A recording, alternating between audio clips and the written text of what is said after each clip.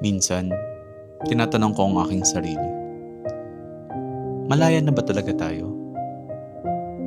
Malaya na ba talaga ako? Hindi sa kulungan, hindi sa pinto ng mga kwarto, kundi sa loob. Doon sa lugar na walang nakakakita. Doon sa parte na walang nakakarinig. Mapagpala ba ang pagmamahal? Mapagpala ba ang mahalin ng sarili? Oo, mapagpala. Pero sinungaling ang sinumang nagsasabing madali. Kasi ang tunay na pagmamahal, ang pagmamahal, nagsisimula siya sa pinakamasakit na lugar. Sa sarili mo.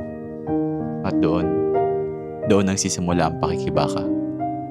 Hindi sa labas, sa loob, sa pagitan ng kung sino ang tinuturo nilang maging ikaw at kung sino ang talagang gusto mong maging.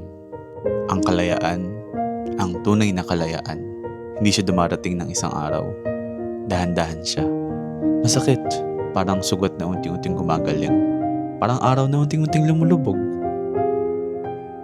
Malaya na ba talaga ako? Hindi ko pa masagot ng buo eh. Meron pa rin mga gabing mahirap. Meron pa rin mga sandaling masakit. Meron pa rin mga sandaling tinatanong ko ang aking sarili kung tama o mali ba ang mga desisyon ko. Pero ngayon, sa pagkakataong ito, habang nilalanghap ko ang simoy ng hangin at pinakikiramdaman ko ang tibok ng aking mga puso, nandito ako. Buo, tunay, akin. At iyon ay sapat na. Mas malaya ako kaysa kahapon.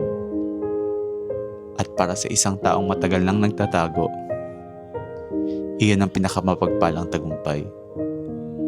Malaya. Kahit kapiranggot, kahit dahan-dahan, kahit may luha. Malaya.